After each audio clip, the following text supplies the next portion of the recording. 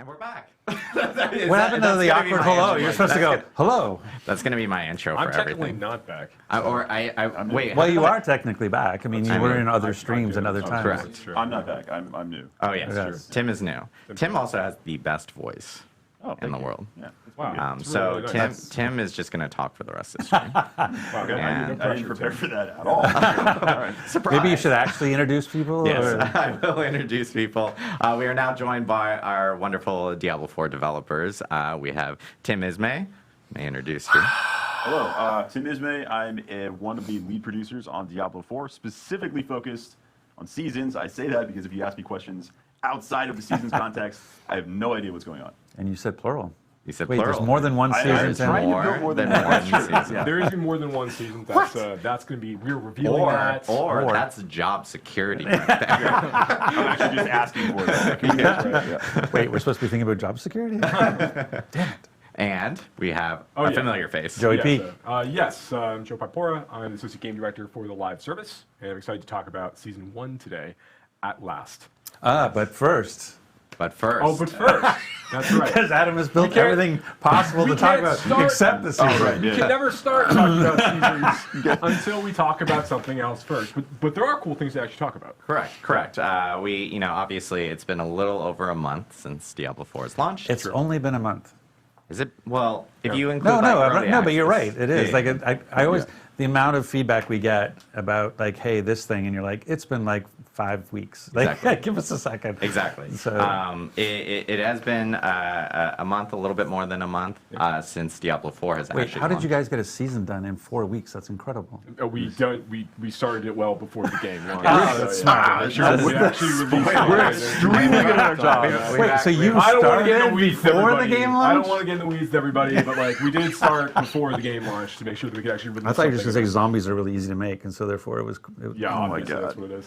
Okay. Also, people are saying that your mic is low, Mr. Joey P. My no. mic Yeah, is low. so I don't Okay, know if I'll bring it in a little we'll bit. fix that. I promise. Live broadcast, everyone. I Live can broadcast. project everybody. Yeah, That's he what's can- going to take. He can start screaming. Just scream at everybody. And you haven't seen So I Joey P interrupted. So scream. you, Sorry. you're talking about the 5 week. I was just shocked by the 5 week thing, but anyway. So yes, it's been 5 weeks. Obviously it's been 5 weeks since we launched. We've had numerous updates to the game, hot fixes, patches. We actually had a campfire chat in between.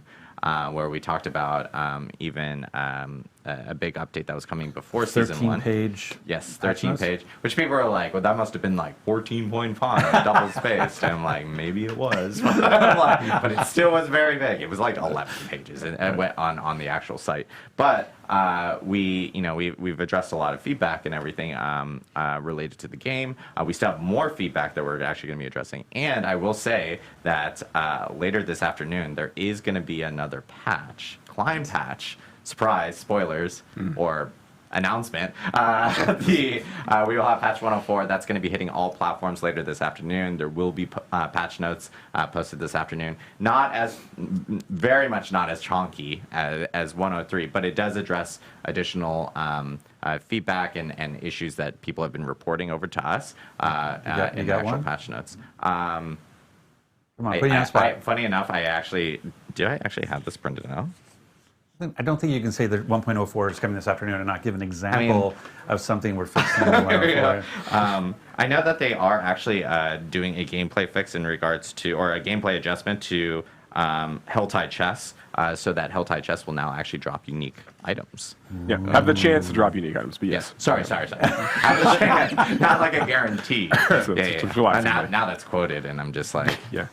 but, So that's okay. That sounds stupid for me as the GM to go like, I thought they already could drop uniques with Helltide Chess, so I was mistaken there. Yeah. It's so there are some content types that the rewards are not dropping like unique items from it. So like like Whisper bounty caches, for example, don't have a chance to drop unique items when you turn in for those. Didn't know that either. Yeah, but I think that there's opportunities for us to continue to like try to expose this more as we talk about these things moving forward. But yeah, this is an opportunity now. We want to make sure that when players are trying to target farm for certain kinds of uniques for their builds they need to grab in order to bring those things online, that those Whisper caches really can be used as a way to or not Whisper caches, the tortured gifts you can get from the Helltides events. Those are really good opportunities to go and try to go for those. And that's this afternoon. So once 104 goes out, once your uniques can drop in. That's Helltide right. Chess. That's right. That's this afternoon. Yep, and I will say, like, we've been getting, like we've mentioned, I think, many times already in this stream, we have been getting a lot of feedback related to bugs, issues, or even just, like, general gameplay feedback, and it's something that the team has been reading through and getting through, and those are things that, you know, obviously, we're addressing as we get through all these different updates in the future and everything. We're building a big backlog. Like, this is the thing, I was making the joke about they started before, like, seasons started before we launched, just to try to set expectations. Like, we're moving as fast as we can, but we have to move also safely, because if we move too fast, we can kind of vibrate the game out of stability. And so we're trying to be as reactive as we can, but in a safe way, and knowing we have a large backlog of Season 1 was already well in flight, and Season 2 is also very much well in flight. And so we're trying to make those adjustments. So we hear the feedback, so please don't take the lack of instantaneous response as in we don't hear you. We hear you. We hear about, I want to lock my inventory. We hear you about all the different types of things that you're giving us feedback on, and we appreciate that feedback, and we're doing our best to address it as quickly and as safely as possible. So, so just trying to manage expectations that sometimes it might feel, but again, it's only been 5 weeks. This is a game that we are going to, we're going to support for years to come. This is a foundation of, we said the launch was the beginning, not the end.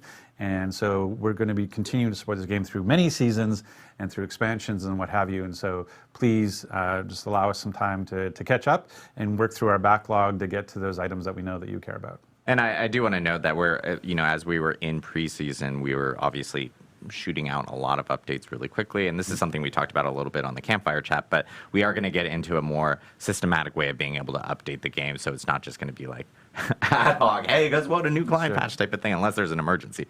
But yeah, people start to find some familiarity with how we actually update the game around seasons and client patches that may occur, whether they are in between or only on seasons and so forth. So we'll have that actually communicated out, and people then know what to expect going forward when we do have different updates or different patches that actually do the game. I think it's really important that we have now talked about things we did in the preseason. We've made a number of changes on the balance side. We've responded to a lot of player feedback. We've got 1.04 coming out later on this afternoon. But Adam, what do the people want to hear about? Zombies! About Season 1. So we're actually now going to talk about, but we do want to talk about Season 1. Season 1 is coming, and we actually have a really cool trailer to show off before we jump into it. So hit it, Rich and Matt. I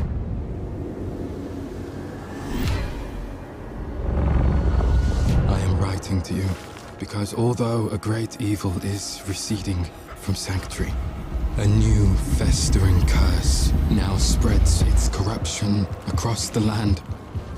More dangerous, more malignant than I could have imagined. I have found a way to stop this plague. To rip the dark power of these monsters from their very core and turn it to our advantage in destroying them.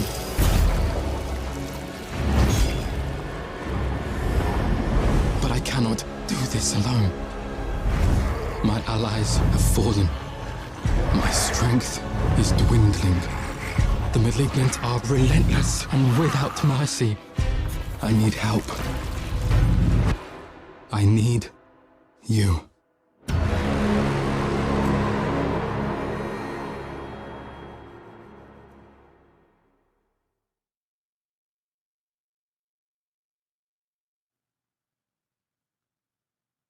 And there we have it. The first season of Diablo 4 coming out on July 20th. The season of the Malignant. Lots to talk about there. So we're actually going to jump into it. No, I'm just kidding. But obviously, a lot of people want to know what's going on. We even teased it on social media yesterday, where something was corrupting Sanctuary.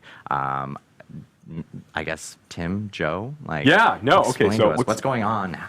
So Season 1, the season of the Malignant. So our very, very first season in the game is going to basically take place after the events of Diablo 4. So after the the redacted and the redacted have happened and the player has finished redacting the redacted, once all that's out of the way, that's when things are really going to kick off in the world of Sanctuary, kind of step off from that point. And there is a new threat that's basically emerged in Sanctuary. There's this malignance, there's this corruption that's begun to spread throughout like the hearts of the creatures throughout the world, and that's everything from like beasts to humans to demons themselves, everything in between. Can be corrupted by this malignance as beginning to take root and fester inside inside people. And it's basically kind of like it's changing them, right? It's turning them into these bloodthirsty fiends. Effectively, they're going out and trying to destroy everything. And it's threatening Sanctuary at a very high level. The player is going to come across a new character that they're going to introduce to over the course of the season, named Cormond, who we actually saw in the trailer there. Cormond is there he is. Cormond is an ex-member of the Cathedral of Light. He used to be a priest of the Cathedral of Light. And he's taken it upon himself to start trying to dive deeper into this new malignant threat that's risen over the course of these days following the events of Diablo 4's main campaign. But he's finding himself maybe a little out of his depth.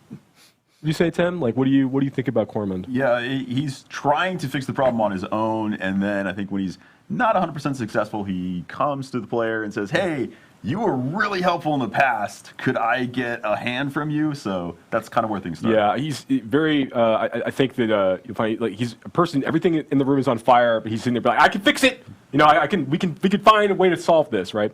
But he's a great new character that the player get introduced to over the course of the season. But that's really just where things kick off.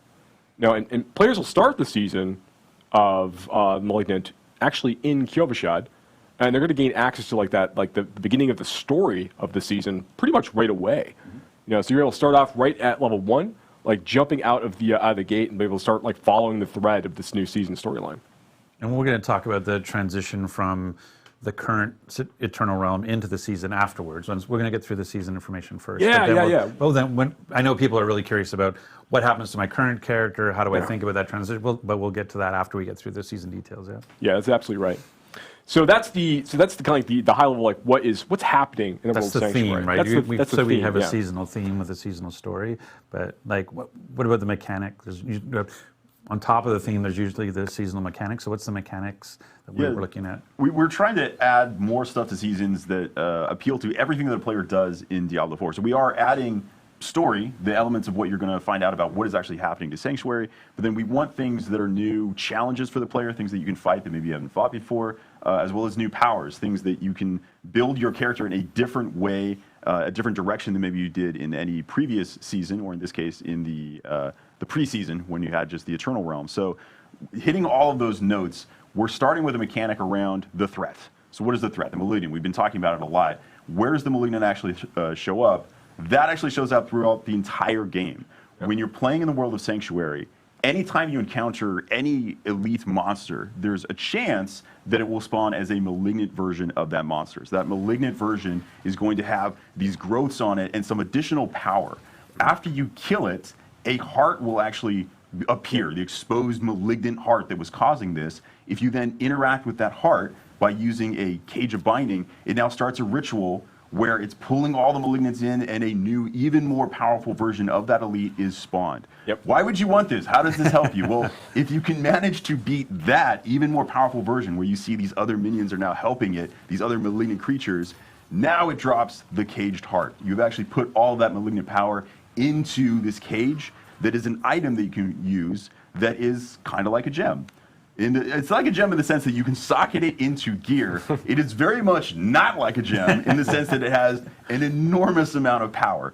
Think of a legendary item, the kind of power that's in there. It's like that, maybe even a little bit more than that. So you can take these malignant hearts, you can socket them into your jewelry, and that gives you these kind of stupid new broken builds that are hopefully balanced, but they are extremely powerful. So these are new options of how you can play the game. Yeah, so this is really, really cool, right? So one of the things we really want to do with each season, to Tim's point, is we want to make sure that we're providing new ways for players to engage with Diablo 4, new problems for them to solve, new ways for them to customize their characters and kind of do new cool stuff. Right. And that's what Malignant Hearts and the powers associated with Malignant Hearts really allow us to do. So one of these things, so yes, you can take a malignant heart that you've managed to collect from one of the consumed that you managed to kill, one of these super malignant creatures that you've killed this way, and you can socket them into your gear. We have over 30. We have 32 new. I'm not gonna say like over 30. We have 32 new malignant powers. You know exactly how many powers. Technically, it's 32. So we have 32 new malignant powers are going out this way. These are new legendary power-like abilities. You can see this one here: critical strikes, electrically charged creatures for a set amount of damage. So these are like there's a lot of really powerful things like this. That you'll be able to kind of like interact with over the course of time. But each of the malignant hearts you're collecting are actually like a category. They're associated with a color. So if like, brutal hearts, for example, or like have a blue color to them. And they'll only go in infested sockets you'll find on rings and jewelry during the season of the malignant of a matching color. I see. So when you're hunting for when you're finding new amulets and rings or gambling at the Opal's vendor, whatever it is you want to do, you're kind of looking for specific socket colors. Or if you're getting a unique ring from the new Helltide chest rewards as you're playing from the one. That's right. If you happen to luck out and get Mother's Embrace because you need another Mother's Embrace, then yes, you can absolutely. One will never do. But what's interesting, so there's 3 different types of color sockets, yes? There's 3 different types of colored sockets, but there's 4 different types of malignant hearts. Yes. Go on. Well, okay, I guess I will. So the last malignant heart type is called basically a wrathful. It's an extremely powerful malignant heart type. They're very, very rare to find. They will fit in any colored socket as you go. And you kind of want a combination of all of these. So even though the Wrathfuls are pretty strong, you're really only looking to probably have like 1 or 2 of these based on what you might actually need for your build, over the course of time. So it's fun, really want to be able to experiment with, again, creating these different problems for players to solve, different ways for players to engage with things, and really change up that experience by virtue of adding these new powers. They're going to unlock different builds potentially for classes, to Tim's point, and just basically be like a really fun, exciting new way for players to kind of inject new power into the experience. But you're looking for so can the jeweler, when the jeweler right now can add a socket to, a piece of jewelry, Yeah. Are they able to add colored sockets, or are those only So you can't found? choose the color, but anytime a ring would roll with a socket from when the season of malignant starts, it's always going to have a color associated with it. There's not you couldn't get just a regular jewel socket. But even a jeweler created one? Like if I have a ring with no socket, when I do the jeweler, it'll be colored? It'll always be colored. Yeah, so it'll always be an individual, infested socket in this way. Got it. Yeah. But that's true for unique. So if I'm looking for I have a unique ring, like you talked about, but I want the blue version. I could find a unique with the red socket, and I could find it with a yellow socket. So I'm looking for blue. So there'll might be multiple versions of the uniques as well, right? That's correct. Yeah. Yeah. So yeah, fun new stuff to look forward to, and that's just, we showed in the video earlier, the player fighting a malignant creature. There's a chance for, as Tim pointed out, there's a chance for all kinds of elites out there in the world to be malignant in nature, which makes them a little bit more powerful. But then when you kill them and you go and you actually use the Cage of Binding to capture their heart, then you fight that super consume, the consume version. It's that's gonna be buffing nearby monsters. It spawns a bigger combat in that scene. There's more to look forward to, and those get tougher and tougher. And you want to fight higher and higher level versions of those in higher world tiers to get even better versions of those hearts. Yeah, so you can get stronger versions of the hearts as you get further into the game, and you might be thinking okay, does that mean the old, the crappy hearts that I got earlier, are those useless? You can actually break those down at the crafter as well to get a crafting material out of them that allows you to craft new items, including invokers. So invokers are something that you can use a little bit further on once you finish the campaign of Season 1. You will unlock the ability to go and use these at a specific place called a malignant tunnel. So if you are trying to... That's also the name of my colonoscopy. Okay. There we go. And it's a serious thing when you're over 50. You should know that. That's a good point. So if you have a malignant tunnel, you should get yourself checked out. So in the world of Sanctuary, when we say malignant tunnel, we mean, hey, I'm a player and I actually want to get more of these hearts, but it's just a random chance on elites out in the world. Where can I intentionally find more of them? There are these malignant tunnels. So there are actually places across the world where the malignance is manifesting in these new dungeons. So if you specifically want to go find more malignant hearts, you can hunt down these tunnels. You can go in and, hey, there are more malignant there. So there's a higher chance of finding malignant monsters there. And if you want to guarantee it, man, I really need a very specific type of malignant heart. How do I make that even more likely? That's when you take your crafted invoker, you go all the way to the end of a malignant tunnel, and you can use it on a malignant outgrowth. When you use it on that outgrowth, it now spawns that specific type of malignant It's going to have the color associated with it of the heart you're trying to find. You kill that, and you're going to get the specific heart. So there's a little bit more targeted farming you can do as you approach the end game of Season 1. Actually, I have if you go to the C video, it will be able to show you going into an Evoker event where you can go in and sort of, which I've heard called the turkey baster from hell, basically, is what an Evoker looks like. It does kind of, yes. That wasn't the art direction on it, but yeah, that's where we ended up. So yeah, at the end of these malignant tunnels, you're going to find that there are these masses of malignants that you're going to be able to go and interact with, and each of the tunnels has a few different ones that can potentially spawn different colors of malignant outgrowths that can spawn from those. Yes. So it gives you those opportunities to go and really target farm, as Tim's pointed out, certain kinds of malignant hearts as the player's progressing through the experience. Yeah. So when we show we were just showing it, Technical show the one you were just showing, because that was the Invoker event. So basically, there's a growth. You get to the end of the tunnel. You're able to basically, essentially, you're requesting a monster of a particular color. Yes, you're saying I want a blue heart. A chance to get a blue heart by trying to defeat the blue monster. Yes, that's right. And some of these, particularly later on in the experience, the most powerful hearts you can get are going to be delivered from things like these Invoker encounters. To go and interact with. So yeah, something we're very excited about. So basically, they use an Invoker on the one of the pods. That's right. Yeah, the outgrowths from this malignant mass, which then creates a blue monster for you to fight. You have to take that down, which will then. So does this one go through the same mechanic where I have to kill it, try to capture heart to kill the harder thing? Yeah, when this thing pops up, after you kill this one, you don't actually have to capture it. You're fighting the powerful version of it immediately. That's what I was asking. Yeah, so you don't have to do the 1-2. That's right. Got it. So that's nice. So it's kind of a little like the sigil crafting, where you basically, I've got a bunch of stuff I'm not using right now. I can craft it down so that I can focus what malignant hearts I want. Because maybe my build, I know I want a brutal heart, but I haven't running into any blue malignants out there in the world. So now I can go into a malignant tunnel, fight my way to the end, have an opportunity to use the Invoker to create a blue malignant to go after its heart. Yeah. That's right. That's right. Yeah. Rogers called it out. And I know. That's all I'm here to do is summarize. That's good. He's like, I will take everything you said, summarize it into 2 sentences. And I know, obviously with the story and so forth, there are new a new boss and so forth associated with it. We're not really talking about the boss. We're not redacted, but yes. It's worth calling out, There's new boss monster for players to fight over the course of the season. There are new legendary items for players to collect this season. Correct. There's our legendary powers, I should say, for players to collect. There's new unique items for players to collect. Now those new unique legendaries and the unique uniques. Thanks for that.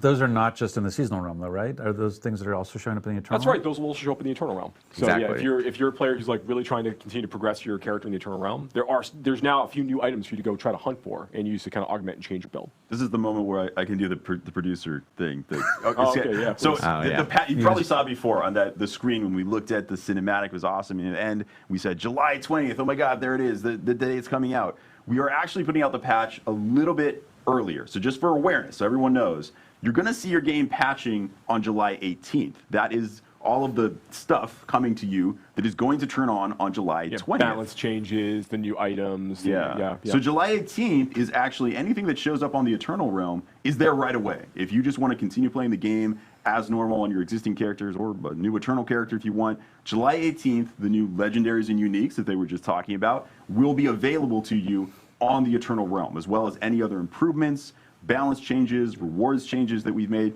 Those will be there right away on July 18th. July 20th, the season turns on. You can now create seasonal characters. I think it's going back to managing expectations. I think one of the things we've been trying to be really clear about with seasons is that it is not a continuation of the main campaign storyline. We've been trying to use phrases like it's a new quest line. Working with Corman to solve the malignant is a big, is obviously the journey you're on, but it's not about the Anarius Lilith journey. It's not extending that story. It's sort of a side story inside the open world. It just takes place after the events of Diablo 4. But you're absolutely right. This is a new self-contained story within the season of Malignant, which is great because it just gives us it affords us a lot of opportunities to tell an exciting story and to create these new big features to kind of go along with that and support it. So as I'm playing through that now, it would be amazing if there was some way to sort of track my accomplishments through the season. I don't know, maybe some sort of journey perhaps so you would want be to track, really. you want to track your seasonal journey through some kind of feature. Is that, I don't know if I could tee that up any higher for you. We went from golf to Yeah, went from golf to T-ball really fast. Yeah, no, absolutely. So there is, this is obviously with season 1 where we're going to bring out the season journey feature, which I know we've talked a little bit about on stream before, but I guess it's worth maybe calling out and maybe a little bit more clarity. Hey, look, it's this, but without redacted all over it now. That's right. Yeah. So this is, yeah. So No this is, top secret. yeah, so this is the battle pass we're introducing as part of season 1, and then going into here you'll see the season journey. And again, so the season journey is separated into 7 chapters. You know, and like these major chapters, and each of those chapters has a number of objectives inside each of them in order to allow you to progress that chapter. And you don't have to do all of them? You don't have to do all of them. You have to do a subset of them in order to advance to the next chapter. So I think it's really cool. So like objective to objective, you're going to be earning favor drops, which can be used to fuel your battle pass, which we'll talk about a little bit more in a minute. Yeah. But you're also, for your chapter completion moments, you're getting big drops of that favor that's going to be used like an experience point value for your battle pass. But you're also going to be getting some like item rewards, and importantly, you're going to be unlocking new legendary aspects, ones that you can't normally get through the Codex of Power, through like dungeon completion, and also many of our new legendary aspects we're adding in the season. If you're playing in the seasonal realm, you can collect that for your Codex of Power by going to the season journey. So it's a great way for you to introduce yourself to some of these new things as you're kind of playing through. Yeah, I love this. Like one of the things that's hard about, for people who know Diablo 3 and its sort of journey. Hold on, wait. Do you love this? I love this. Oh, that actually feels really good to hear. I love this. The notion around, like, I like the fact that the subset aspect of it, because I know there are certain things. I'll pick a stupid example. It's like maybe I hate sellers for some reason. I'm a seller hater. And so I never want to complete a seller. Then the fact that I can advance chapter 1 to go to chapter 2 without ever doing what lurks below, I think that's great, because that's like, I find you get into situations. I have other games where they're like, you must do this thing that you really don't want to do in order to progress. And the fact that I don't have to do that here, that I can choose a subset of things to continue my progress, I think is really smart. Yeah, I think it's really good to hear. It's one of the things we really want to do is make sure that like the base example of this is like we really like letting players use our fields of hatred as opportunities to kind of like progress their characters inside of the season, but we don't, and we want to include that which is in the season PvP journey, fields, which is the PvP content in the game. But we don't want to make that like a requirement that you must go do this content in order to progress your season journey. We want to give players the option to do this if they choose. One thing I do want to call out here as well with the season journey, and I think you're going to call it out in some other places, is that it can be confusing to players initially that you go to this battle pass screen, you click on the season journey button. Do I have to buy the battle pass to get this? No. Everyone has access to the season journey. This is a base feature that everybody is engaging with. Actually, everybody has access to the battle pass too. You're engaging with, even if you never pay a cent, you are engaging with the battle pass. You're getting free stuff. In the seasonal realm. In the seasonal realm. Yes, and the Ron has always reminded me to say, like, in the seasonal realm, this stuff exists. There is no season journey if you're not in the season. That's very important. It only exists there. There's no battle pass if you're not in the season. Right. Yeah, that's absolutely correct.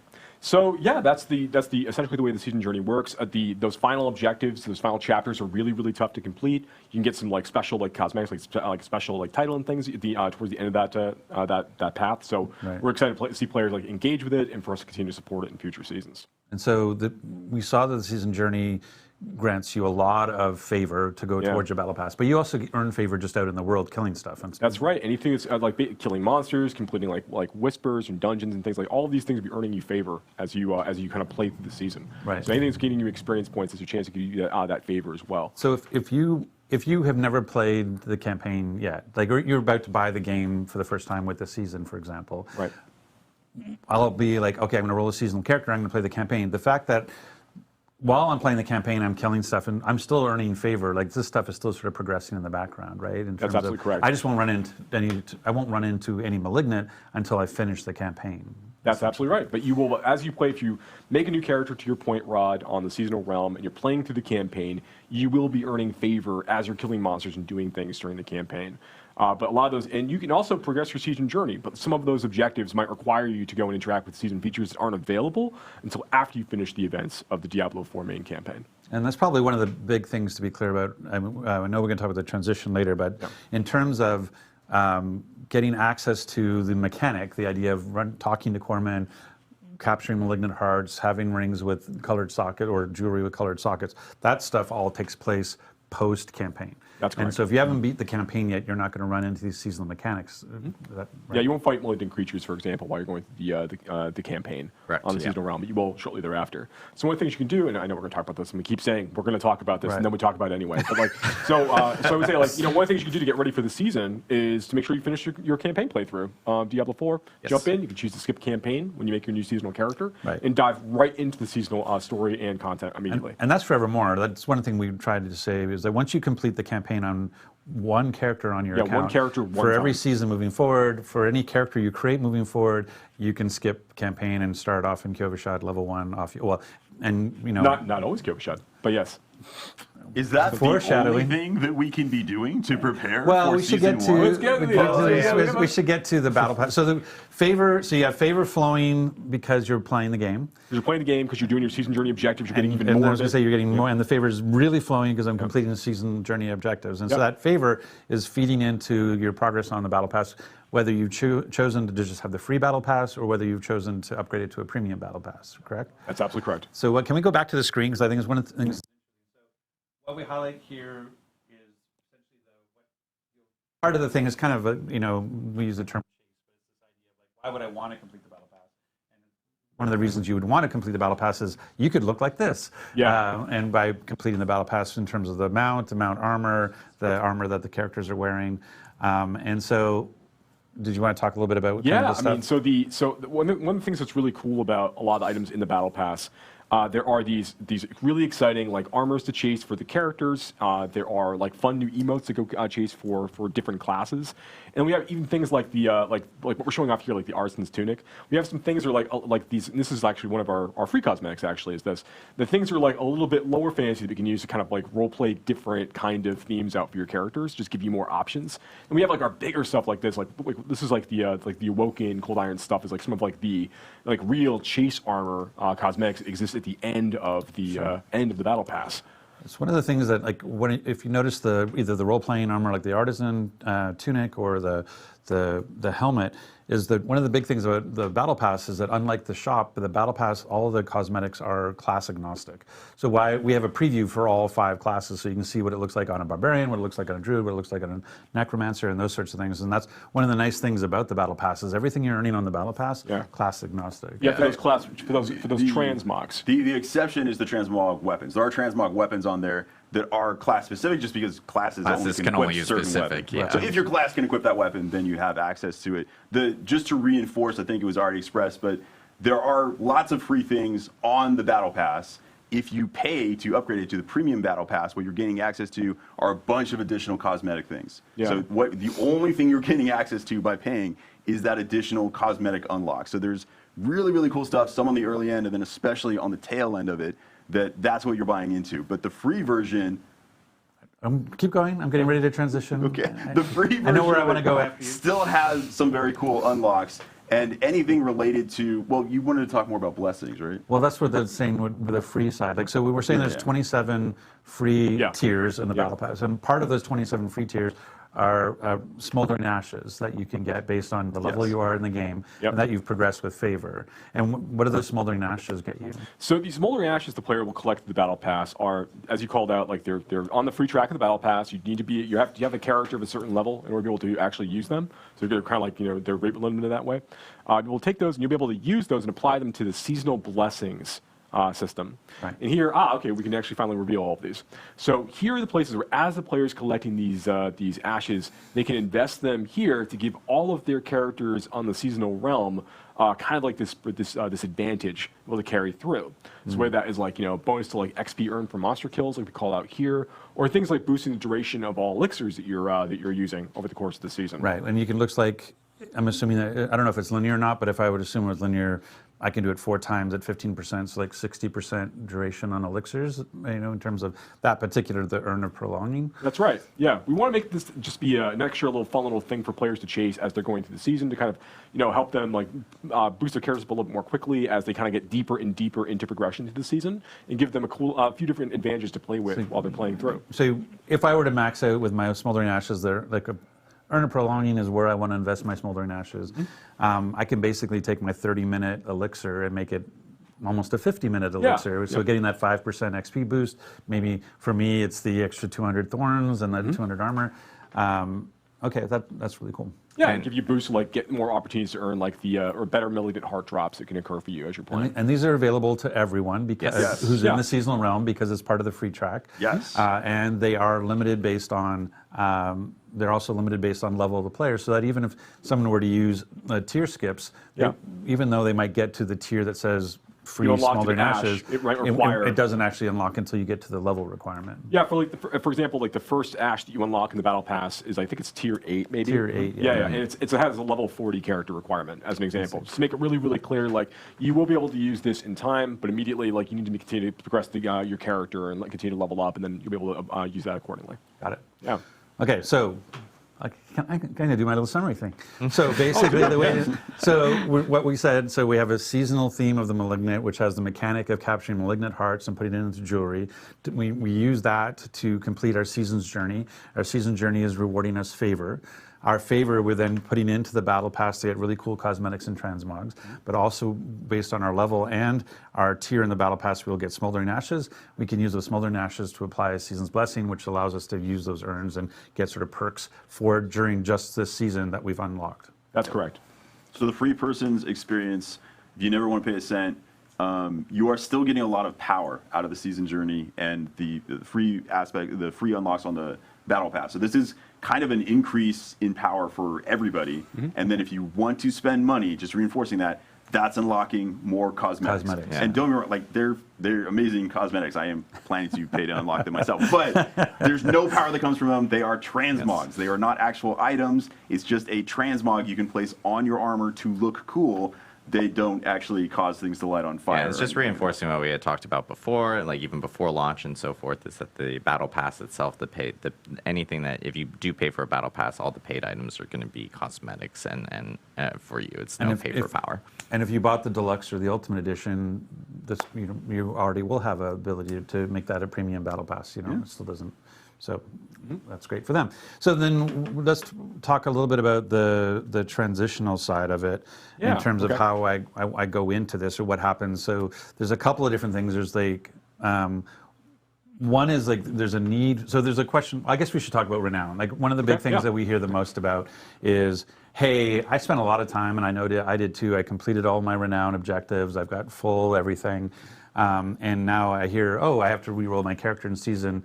Do I have to go find all the altars of Lilith? Do I have to go all clear the fog of war again? Yeah, so I know we've talked about this in stream before, but it definitely bears repeating. So like when season 1 goes live, players are going to be able to go basically carry over like all of the fog of war that they've cleared. So everything, all the world they've explored on their characters in each of the zones, like in the Fractured Peaks and Scotsland and such. All of that's going to carry over, as well as all of the renown you have earned from all of that, all of the exploration. So can we bring up the screen? So basically where we see areas discovered, let's say I've actually, we'll say this is this person. So right now they've got 30 areas discovered, which is worth 150 renown. Right. So what's going to happen is in the season, I'm going to have 30 areas clear inside of Kyrgyzstan, and I will have 150 renown already in the bank. And it will have unlocked whatever 150 renown will have unlocked. Absolutely right. Yep, absolutely right. So you're going to have that, and you're also going to have already collected all of your altars of Lilith that you've got from your partner account as well. So the same thing here. So I will have 12 will be appearing on my map immediately, and I will have 120 renown in the bank with my other 100. So I'll have 270 renown already earned, waiting for me to claim when I fire up the season. That's absolutely correct. So these are the advantages you get to start with, and like if you look at like all of the renown you can collect from discovering all of the areas and from getting all of your altars of Lilith, it's going to get you in each of the zones, basically through the first 2 tiers, and a little bit of the way through the 3rd tier for each of the zones for renown. So you get to start with, like, if you start at level 1 on day 1 of the new season with a brand new character, you'll start, and you've done all of this work with your previous characters and previous playthroughs. You'll have 5 skill points to play with, and then 5 extra potion charges. So you'll be at sitting at 9 potion charges. At level 1, you'll have 5 skill points and 9 potions ready to go. Absolutely. You just claim those things down, you're good to go for the season. And your map reveal. And your map reveal. So that goes back to what Tim was teeing up earlier. When we think about, hey, I'm excited about the season, I want to prepare for it. I've got, what is it? It's the 6th today? Today's the 6th. Yes. So I have 14 days. 14 I days. have 2 weeks. what should I be doing in these next 2 weeks? And so one was, I better get the campaign done because I really want to complete the campaign. fight the malignant. But now, like, if you had places to go to, like, dig deep on clearing the fog and dig deep on finding the altars, because those are going to carry into this season. Yeah, all that stuff will carry over with you. Okay, so then, Tim, how do I think about, I've got 5, 6 alts, you know, my characters right now in the Eternal Realm. We're talking about carrying over progress based on your, how do I ensure that the progress, like the most progress character, it actually impacts my seasonal character? Like, Yeah, Tim, tell us. Yeah, it's a great question. For various technical implementation reasons, we do actually need you to log in on existing characters to kind of self-migrate some of your data with this. So this is something that we implemented based on player feedback that we got. So we put it in as quickly as we could. It is in for Season 1, but what we need you to do, once Season 1 comes out, actually once the patch comes out, you don't even have to wait until July 20th. You can do this on July 18th, which is when the patch goes live. You should log in with characters that have the most progress. If you have a single character you played, or if you have one character that, hey, on this one character I unlocked all the altars and cleared all the fog of war, awesome. You just have to log in with that person. When you log in with that character, all of that progress is going to be propagated across your entire account. It'll be saved as, hey, this is just unlocked for your whole account now. At that point, any character you log on, either one of your existing alts or any new character you make in seasons, will now have all of that progress. So you have to do it once, but after you've done that, it is now saved to your account.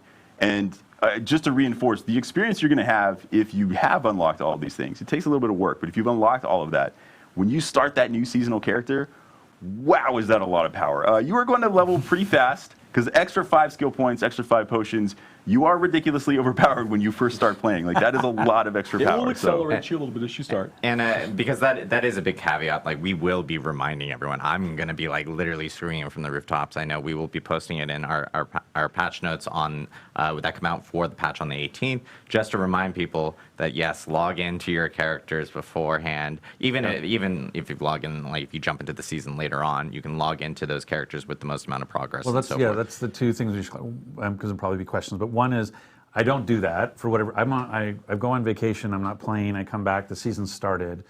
I can still log in my Eternal Realm character and have all that progress brought to the season, yes? Yes. Even after the season started. So it's not like, oh, you only have 18 to 20 to get it those 2 days. It's there forever. Functionally, from this point forward, anytime you ever log in on a character, it will just check, like, hey, does this character have any progress that's not already credited on your account? Cool, I'm now crediting it to your account. Right.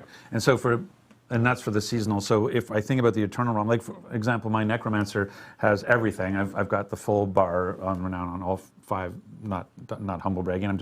That's a point of fact. Humble bragging. Yeah, Not humble bragging. Absolutely. So for the next 5 minutes, we're going to talk about So this. let's talk about how good my Necromancer is. No, but all I'm saying is I have a Sork that has not had the same level of progress in the world. So after the 18th, when I log in my Necro and all that progress gets put to my account, when I go to log in my Sork next, even on the Eternal Realm, my Sork will now have all the progress that my Necro has. Correct. Absolutely. That's exactly right. And let's say, like, you know, just to dive really deep into this. So let's say that you've got, you've got 2 different characters. We should do some sort of Devstream where we can talk and go deep. That's true, actually, yeah. So let's say you've got, like, 2 characters you play. Like, one has done everything in the Fractured Peaks, has uncovered everything in the Fractured Peaks, and has uncovered, like, all of the altars level both. You get another character who's gotten everything in Scott's Glen, who's unlocked, like, all the Fog of War, has found all the altars Lilith. If I log in on my Fractured Peaks character, and just by doing that, all of that credit will now be transferred to my Scott's Glen character. When I log into my Scott's Glen character, all of that credit will be applied to my Fractured Peaks characters. At that point, all of the credit of the progress I made on either of those characters has been propagated to the entirety of my account. Right. So it becomes an and. It's not just like, yeah, it's and. It's not like the one account that has the most stuff, and then I want to log into that one. No, you want to log into every account that might have, like, tons of progress if they've made in different directions. Right. And I think just again, hey, let's talk about managing expectations. Some of you might be saying, like, wow, that sounds a little clunky. And I think the point that Tim was trying to make was, hey, prior to Season 1, we had actually talked about that you wouldn't have any renown progress carryover. You would have to go find the altars of Lilith. You would have to go clear the Fog of War. Like, the original plan when launching the game, or prior to launching the game, the original plan was that there was no transition of state from Eternal Realm to Seasonal Realm as part of this. And so hearing the player feedback as we talked about Seasons and hearing the response that we got about what, I have to find all the altars again, what, I have to clear the map again, and wanting to make sure that we were listening to the players, we put in a system that allowed us to do that, but is not the most smoothest, most sophisticated, because we were doing it under very tight time constraints as quickly as possible. Hey, did you want it done? Did you want it done? It's the answer is I'm yes. just saying, like, that wasn't the design from the start was not to do this, log in a character on the 18th and make it pass. That's what we had to do to make it happen for season 1. And this was based off of, obviously player feedback that we had gotten since launch. So this is us implementing it quickly to address, the feedback that you guys have been giving. And then on top of that, I like a huge shout out to our engineers for getting this all implemented before we actually jump into the season. Much like the Nightmare Dungeon teleport, Exactly. like miracles can happen and very quickly. So a lot of these actually end up with us going to an engineer and asking how long it would take to do it, and the first answer is to do it right. First answer is they cry. And then there's like, okay, well, what about to make it work right now? And always, if you told me you wanted to do this X months ago, I could have done it way easier because we implemented it completely differently. So yeah, we make it work, but sometimes the fact that you have to log in to get the progress propagated, we would have made it a smoother version if we knew months ago. All right, look, all right, like zoom in on me. Zoom in on me. Come closer. Let's do that. Okay, it's not going to happen. There it is. Okay, yeah, all right. It's a live game. We know we need to it's a live game. We know we are looking at trying to make improvements based on the feedback that we're getting from players. We're playing the game ourselves, and we're kind of seeing how everything is really feeling as it's all coming together with a giant audience of players playing and enjoying the game. We want to make sure that we are making the right changes as quickly as we can for the community. Some of those things are a lot harder than others. But like all the feedback, like Adam, you called out some things really early on at the program, like, we're hearing feedback about, this and this, and like, inventory space. We talked about gems last time and things we want to do there. We're trying to move very quickly in a lot of these things. Some of them are a lot more challenging technically to do than others, but we are rapidly moving on as many changes as we can because we are fervently trying to make the very best version of Diablo 4 possible in the fastest time frame that we can to deliver to the player base, because we're players too. We also want the same things. So just know that we're working hard. We care deeply. We love our engineers and our designers and our producers, and the staff's been helping with all the hotfix and everything else. We are trying to make sure that we are delivering a really, really high quality experience to players on a regular basis. So just stick with us. Keep giving us that feedback. We're going to keep making adjustments as we go between seasons and other updates. I can attest that whenever Joe would like to make a change based on feedback he's seen from reading it wherever he reads it, the first version is always, can we do this immediately? That is always the first request. Never like, hey, let's get this in eventually. When it makes sense and when it's comfortable, no, it's always, could we do this right now? Is it possible for us to do this right now? So I want to move version the Overton window where I just expect everything to be done in 6 seconds. But this is the thing about about doing it safely. Like, I think one of the sort of the junior mistakes some people can make is this idea of like time is only what it takes to implement, and it's not. It's time is also what it takes to test and make sure that it's robust and stable. And so that's one of the things that, like, when you look at we have a follow the sun QA organization around the world, and that's what allows us to do, I don't know, we're what, to 15, 16 hot fixes or more now. Yeah. And our big client patches is that ability of not only can we get we have some heroic engineers who can turn stuff around very quickly, but we also have some heroic QA teams around the world who are helping us make sure that when we make these changes, we're doing it in a safe way. So, but I appreciate your patience on that. And so this is exciting. Season 1, Season of the Malignant. Yes. It's finally here. Yes. I'm waiting to reveal this for a long 2 weeks? time. In 2 weeks. And again, like Tim It's had not mentioned. technically here for you all, but soon. Soon, very soon. As Tim had mentioned, we will have a patch on the 18th for Diablo 4 that will contain all the changes that will be coming in with Season 1. Yep. If Tiffany Watt were here, who was on our Campfire chat before, she categorized our 103 patch as chonky. Right. I will categorize, in Tiffany Watt's words, the technical as term, super chonky for season 1. It actually is our largest, or chonkster, as Tim called it. I think we were chonkers. So we're going to pull up the Wikipedia entry and actually go through it, the history of chonkers. But yeah, it is very big. So we will have notes up for that. And again, players can prepare for season 1 by completing the campaign for sure. Do the campaign, and making clear sure, the fog of war. yeah, clear fog of war, discover the map, and of course get all your altars. So lots to come for Diablo 4. And then again, we also have just more improvements that will be in that patch. What class our balance changes to bug fixes to you name it. I can go on. There's even some reward changes coming for some Nightmare and Helltide related activities as well, some endgame activities, because I've been hearing some feedback regarding like, hey, it would be great if we can get like maybe better rewards with some of these activities, and so I know some of those changes are coming in that actual update as well. But I know we want to do Q&A. We do. Yeah. And this is a live stream, by the way. Yeah. So I know we get sometimes people are like, I don't know if this is live. No, this is totally live. So we're actually going to be bringing in, we're actually going to kick off Rod because we're done with him. No, I'm just kidding. Rod is actually just going to go and annoy you from the side. I know. It's the worst. Rod's going to jump over here. We're actually going to bring back in Chris and Ryan from the Immortal team.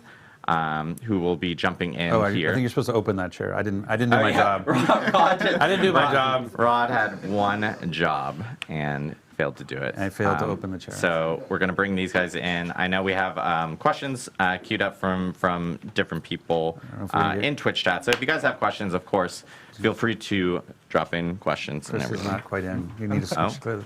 Oh, I need to scooch too, Scooch because I think over. I think we scooch a little bit more. Live television. we're scooching live. And we're scooching, scooching, ladies and So gentlemen. here's the problem. We also, the production team hates me. I want to give a shout out to our production group behind here, because I literally go like, oh, we're only going to have like 2 people. And then we continue to add people. And then Rod wanted to be in it yesterday. So now suddenly we're up to like 20 people. And this room can't hold this many people. So I apologize. They are angels and they deal with me. But we do have some questions. And I will be kind of going back and forth in between both of them. But we do, oh, perfect. We do have some questions up here. Someone's also calling me, which is awful at this time. Quick question. Any updates around, this is for D4 specifically, any updates around respecting characters?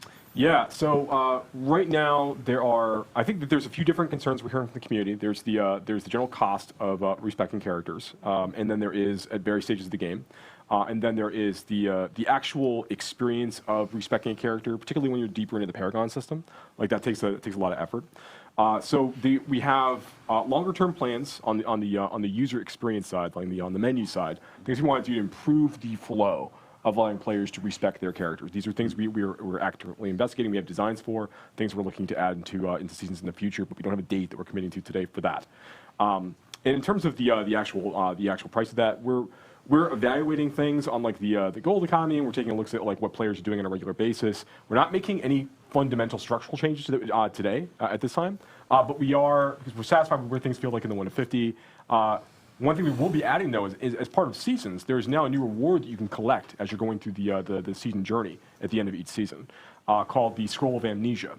Which, once you collect a Scroll of Amnesia, you can use that one time to basically reset the entirety of a character all in one go for no gold cost at all. So these are going to be like pretty fun things to bring back with you to turn around if you want to use for future playthroughs or for that character or another character. So we want to make sure that we're like slowly adding a few of these as the players progressing through the experience, kind of make that a little bit easier for players to go through. And that Scroll of Amnesia is everything. It's all your skills, all your Paragon, everything goes to 0. Yeah. Awesome. For Immortal, we have a question from, I'm reading everyone's names, 8 Miles West. How much will the Blood Knight cost? I know we covered this early on, but if you guys want to reiterate. The Blood Knight will cost nothing. The Blood Knight is free. It's free. So if you're a new Immortal player, or you're a existing Immortal player, you can literally jump in, start playing the Blood Knight on day 1, which is on July 13th. So, and of course, you can play through the campaign, and we had mentioned that it has essentially custom VO and everything associated with it. That's right. For D4. I should be more prepared with these. That's usually that's a usually- safe statement all the time. Is We have- you should be more We have prepared. Rod judging me off screen right here, and I'm just like, awesome. Perfect. Little side story real quick. So we have a thing in design called design armor, where like as you're about to like talk about an idea with someone, you're like, this might be a really bad idea, but and that's you putting up your shield saying, this is my design armor. Saying, I know that this might be really, really bad, but we're talking about it anyway. So yes, I should probably be more prepared, but here we go. That's your design armor. Question from Fig Larna. You committed to saying the names. I know I did. We don't want anyone to suggest that these are not real questions. Yeah, from Fig Larna. Will seasonal mechanics be added to the Eternal Realm after the season ends? I think that's something we didn't actually clarify fairly well. That is a great question that actually gets asked internally as well a lot. Like, hey, this is awesome. Are we going to keep it around forever? Initially, no. Like, initially, the version of the Malignant mechanics that you're seeing are not planned to show up in the Eternal Realm. However, we are reserving the right as developers that if we see something cool and we think, wow, this is just fantastic, this should just be part of the game, that we will just make it part of the game. So it is absolutely an option. Some mechanics you might see in future seasons might be that way right away. We might be planning that, hey, this will show up in Eternal Realm right away. Others will evaluate them as we play them and then see if this is working really well. This is something that we want to integrate with the Eternal version of the game. Yeah, I want to stay on this just 1 second longer. That's not to suggest that we're not going to be, as part of the seasons, intentionally using those update opportunities to create content for the base game, like stuff that will persist beyond the end of the season. But we really do want to hone in on the idea that we're like, Malignant Hearts are very powerful, as we talked about before. They're really, really cool. They're very exciting. We can't add something exciting like that every season if it's expected to all last, because the game's going to be a complete mess. Right. So we're not going to do that. What we would end up needing to do is all of those things would be extremely incremental in terms of what they offered to the players over the course of time. And it would make the game extraordinarily dense in terms of what the players expected to do on a regular basis. And to understand. We know that there's opportunities to extend things like add more endgame features. We know that there's more content that we want to add to the game in general that like everybody's going to need forever, and we're going to be looking at those opportunities as we go. But things like Malignant Hearts, we don't want to have something of that size in Season 1, then add something of similar size in Season 2, and then Season 3 and Season 4, because the game is going to get extremely dense and difficult for players to really navigate. We want to be able to like take these things away, introduce new ideas, but having known what worked really, really well with Malignant Hearts and what stuff we could maybe have improved upon, we get to take all those ideas forward. It's also part of the cool factor of the season is that when you're going in, these Malignant Hearts, it's there for the season. So even, let's take a player that, let's say, doesn't like to play alts except of the same class. I just love playing Barbarian. And, you know, I have 3 different Barbarians already on Eternal because it's the perfect if you're a big rogue class. player and all you play is rogues and all you do is build rogues. There might be a lot of those too. But let's say a Barbarian, that's my hypothetical, I'm sticking with it. So I'm a Barbarian lover and I've made all these Barbarians. Season 1 is still an exciting time to make a new Barbarian because we have all of these new Malignant powers that allow you to make radically new builds that are completely different from Barbarians you played in the past. Your endgame is going to be very different. So that excitement goes away if we just say like, oh, all of these powers just exist in the game forever. The whole idea is that no, every season is a fresh new experience that gives you builds that did not exist previously. So the idea is some of that stuff is always designed to go away. Yeah. So Joe, I mean, one of the things. This is Rod off camera speaking. Rod camera. Hey, yeah. voice Right. guy. Joe, Yes. maybe speak to the fact that Everybody starts at the same place of the season is one of the benefits, so that people aren't like a year behind when they go to play season 4. Yeah, that's an important part of this as well. One of the reasons we really like the idea of letting players start back fresh and have like an economy reset, players really jumping back in the experience at level 1 with characters, is it allows us to focus on making sure the entirety of that journey is really engaging and exciting for players to go through. And we want to make sure, like by the end of the first session, for example, like you're getting exposed to like the new features and content available that we're introducing in that season. That everything feels like it's balanced in such a way that players can really enjoy the new things that we're adding in the way that they're kind of intelligently mixed with the rest of the features in the game itself. So that we think of that experience is part of what makes a Diablo game anyways, like making a new character, getting those item drops, like building up towards the end. With regards to like the way that we decided to conduct our efforts in seasons for Diablo 4, we think this is a really, really like the prime example of the way that we can make this work. But I wanted you to hit on the point, the fact that if somebody buys the game. Yeah. They're not like fundamentally behind. Yeah, if somebody, before. look, I'm gonna mess with the camera people. Can you? Yeah. You can't even do it, can you? You can't even get there. All we can do is I can just have my talking stuff. Oh, hey, what's going on? The notion of the thing that we're talking about is that we want, again, the game is a live service, the game's going to live for years. We want somebody who buys the game a year from now to not feel like they're a year behind when it comes to. So one of the benefits of Seasons is, in Season 4, on day 1, you and I are both level 1. I bought it that day, you have owned the game for a year. We're in the same place, we can play together and have fun together. And so as opposed to everybody from this moment on is now falling behind, Seasons allows us to have that fresh start for everybody, right? Yeah, that's actually, I could have put it better myself. That serves as a really, really good opportunity for us to make sure the players have a starting point together when you want to come in a little bit later into the game experience. If you've taken a season or two off because something else came out, we want to make sure that it feels like, whenever you, the most important thing for us in Seasons, like kind of going off script in a different way now, is that like, when you're playing Seasons and you're playing Diablo 4, you're having a great time. And when you've reached all the goals and done the things that you think are really, really important, and you want to go like take a break to go play something else for a little while, that's fine. Yeah, that's fine. We do the same thing. You don't fall behind. But when a season rolls and there's new things for you to come check out, that's a great time to come back. Particularly if you had a good time playing before. That's exactly when you should come back and check out Diablo 4 fresh.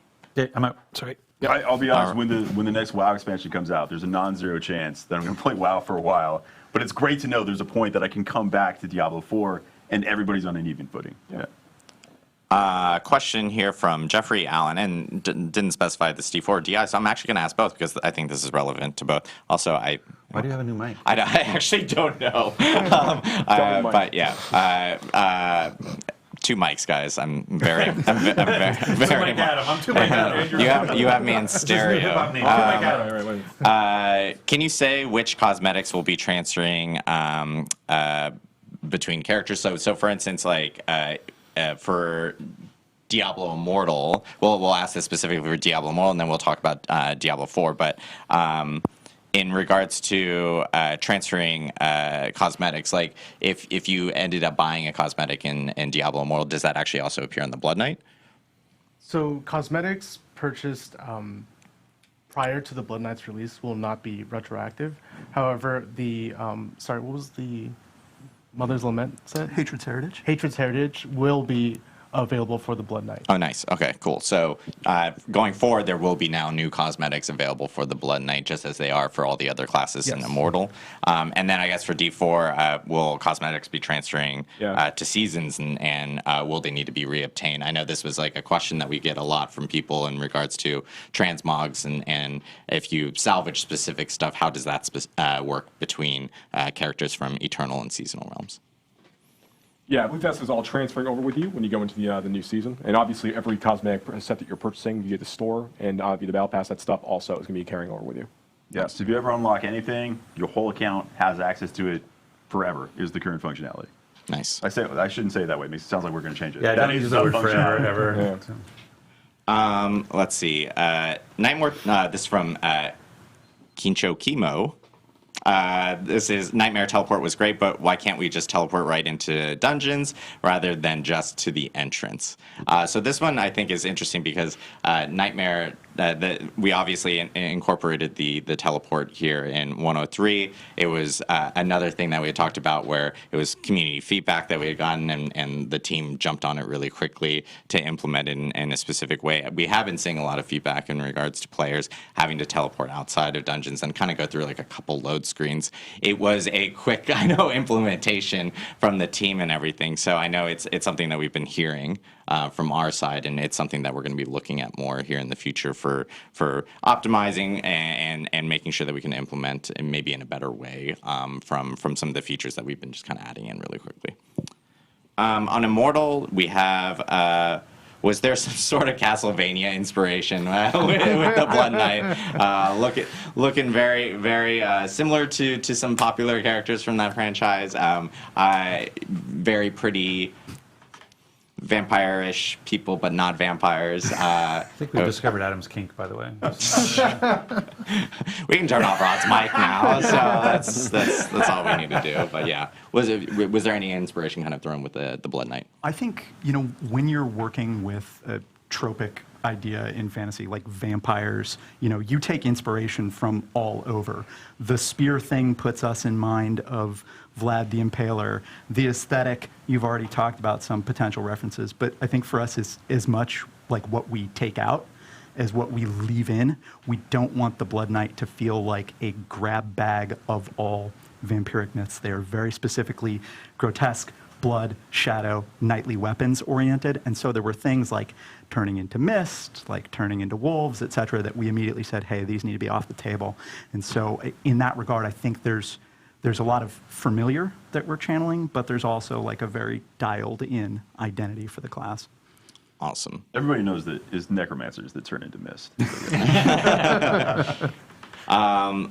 Let's see. In regards to Diablo 4, we have. Will you guys be nerfing or buffing in the middle of seasons, or will you be making changes after the season starts?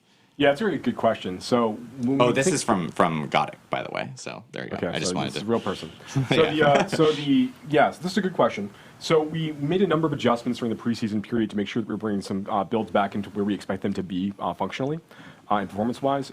When we go into the seasonal release, we do want to create structured moments in time that we're going to be talking about, I think, more in future streams, when we expect like buffs and nerfs to happen.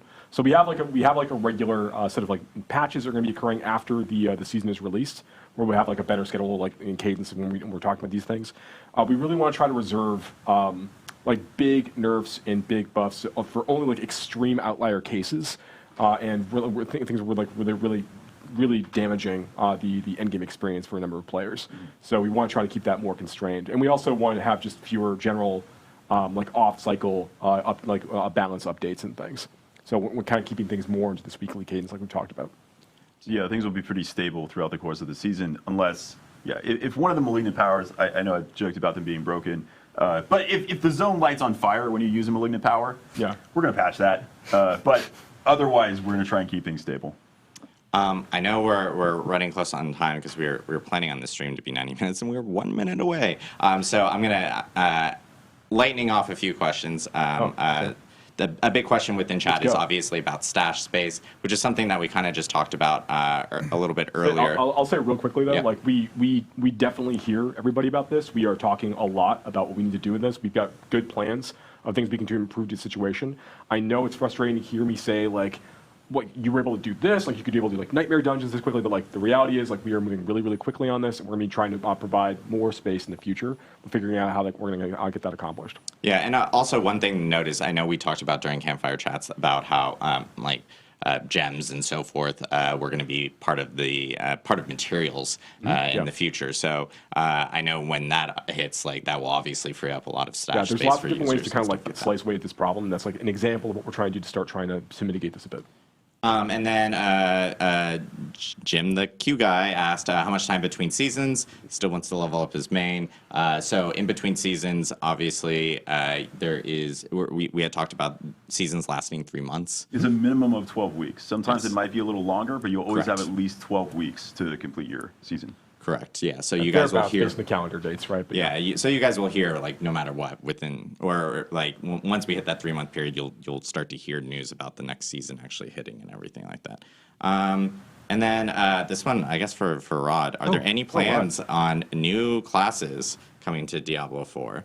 We've just heard about the Blood Knight, so they're We have nothing to announce at this time. Oh, wow. That was very constrained. Yeah, Rod sitting off camera can answer that perfectly. So yeah, I think we're going to wrap it here for today. Obviously, we talked a lot about all the stuff with Diablo Immortal for the Blood Knight coming out on July 13th.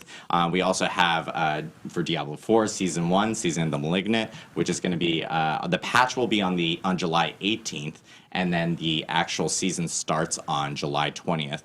We do actually have 2 blogs, one on DiabloImmortal.com and one on Diablo4.com. They'll be going live either right now or immediately after this live stream. That'll have all the details and information that we just talked about here on the stream. Yeah, lots of stuff coming up here for Diablo. Patch this afternoon. Oh yes, and there's a patch this afternoon. You'll be seeing. Oh, I forgot. That's why I have to do it immediately after the stream. I was trying to get out of it, guys. But we will have a patch. We'll have patch notes up on Diablo4.com. We have a patch article that will actually note, and we'll be updating people when that patch does hit. It is a client patch. It will require a download. It will be on all platforms. And yeah, lots of Diablo stuff coming up here in the next few weeks. Really excited. Happy Diablo family. Yeah. Tons of stuff coming up. I know we will be rating 2 Diablo content creators immediately after this stream. One on Twitch, which is Barricade, and the other one on YouTube, which is Killswitch. So make sure to tune into those guys. And thank you guys so much. Thanks for tuning in to the Diablo Developer Update live stream. And from everyone here on the Diablo team, we hope you have a wonderful weekend. Thanks, everybody.